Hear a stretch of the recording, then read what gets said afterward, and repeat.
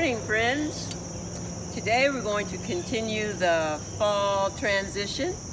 We're going to take a few things out of the bed and put some things in the bed. So our beloved sunflowers are ready to come down. Sunflowers are so big and the heads are so heavy that it's best probably to cut the heads off first and then dig them out. So I think that's what I'll do. All right, you got some clippers here. A quick word about safety. Today I'll be using these clippers to take the sunflower heads off. The stem of the sunflower is very thick. I usually use scissors in the garden, and occasionally I'll use a small knife, but you need to make sure that you always ask your parent when you need to cut something, because you want to be safe. So knives and scissors and clippers, they're all can be very dangerous, and you want to make sure you are always safe and always have your parents' permission and supervision when you're using sharp tools. Here we got one head, we got two, one big and one medium and one small. So we just clip it off like that. I'm going to take a look at it. Looks like it still has all of the sunflowers. Some of them have been eaten so much that there's not very many sunflowers left, but this one looks pretty good. And so then we'll do the other little one, the little bitty one. Yeah, full of sunflowers. And I think that's it on this one. Okay, I'm gonna take this big one off also, way up there. I think this is the biggest one of the sunflowers that we've had. Wow. There it comes.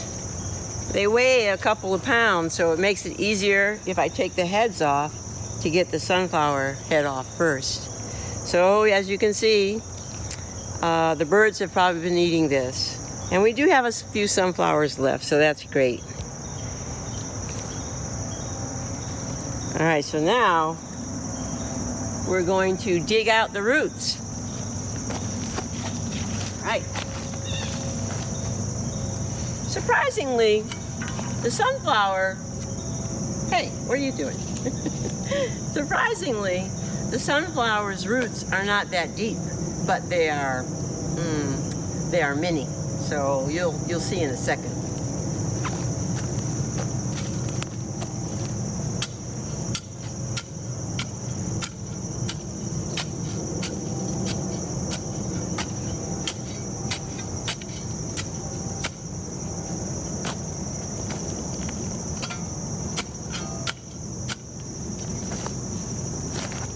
Go down under, and whoa, it's about to timber, right? Timber!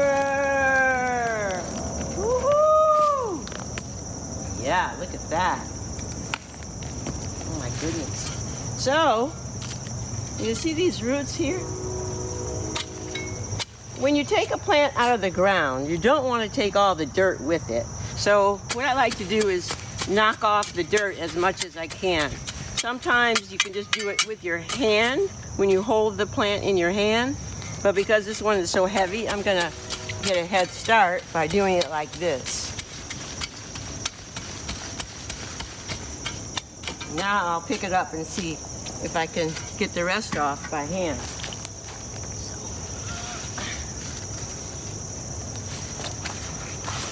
So here we go. Take it and you just hit it on the ground like that. And you can see the roots. They're very fine, they're very mini, but they're not that deep.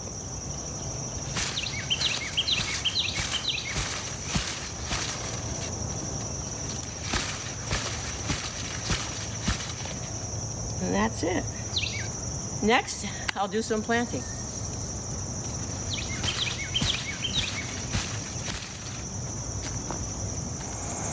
Now we're going to work on the backyard bed. We're going to do some planting.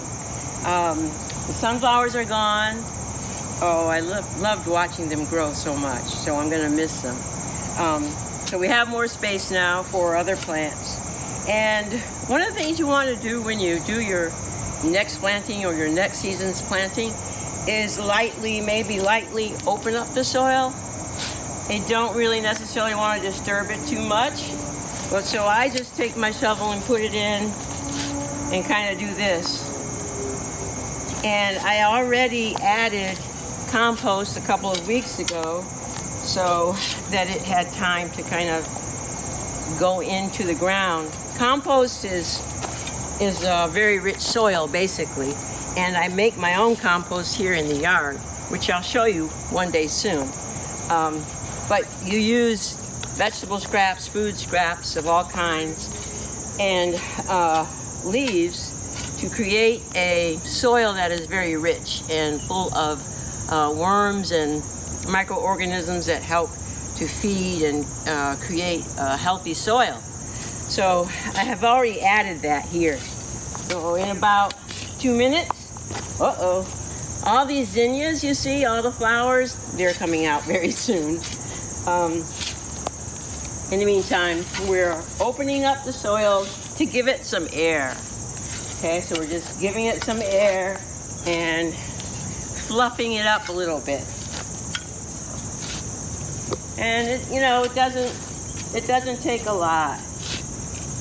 And if you can't do that, you can just use a small hand shovel to go in and, pick up a little dirt, turn it over, pick up a little dirt and turn it over. If you don't have a big spade like this, there's always more than one way to do a thing.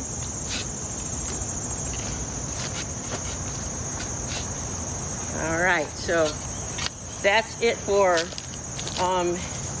getting the air in, and now I'm just going to rake it to kind of even it out.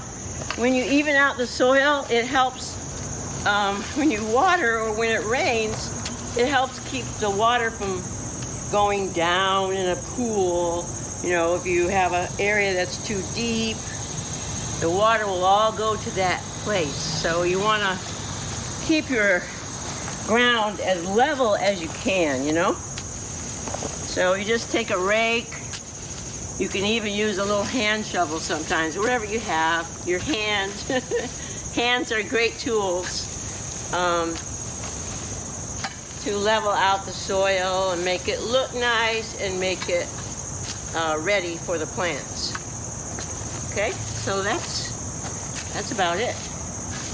I'm going to pull out a few sticks and things, and then we'll be ready. All right. And if you're working with large tools, you always want to put them out of the way so you don't trip, because it's easy to forget that they're there. So pull out some of this stuff. Got a few little weeds. Not bad at all, really. It's pretty surprising.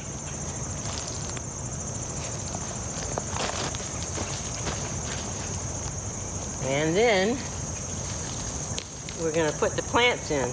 Now, the thing about putting plants in is that you kind of want to know where you're going to put them. So if you have 5 or 6 plants or 7 or 8 plants, you're about to put them in the soil, it's a good idea to place them first. And it's also important to know how big they get. How much room do they need is the question you want to ask yourself. So what I have here are collard greens. I really need some more.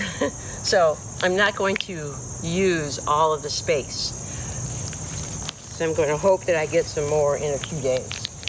So here we go. And here we go. So I would like to get another one over there and maybe a couple more this way. But I have these beautiful bok choy. I've never seen purple bok choy until now. So I thought these were really pretty. And I'm going to put them back here. Like that. So I think I need more bok choy too. Collard greens, as you might know, can get really big. So you need at least, I'd say, 12 to 18 inches apart. There we go. So that they have enough room. Yeah. Okay. Now we're going to put them in the ground, and I think I need a small hand shovel. All right, so when you plant something that's in a pot, you want to hold it over the area where you're going to plant. You're going to get some soil that's going to drop off. Look at that. That's a lot. And just, you know, make sure you hold on to it gently. Be as gentle as you can. Dig your hole. Sometimes the roots are really holding on to the soil, but in this case, that was not true.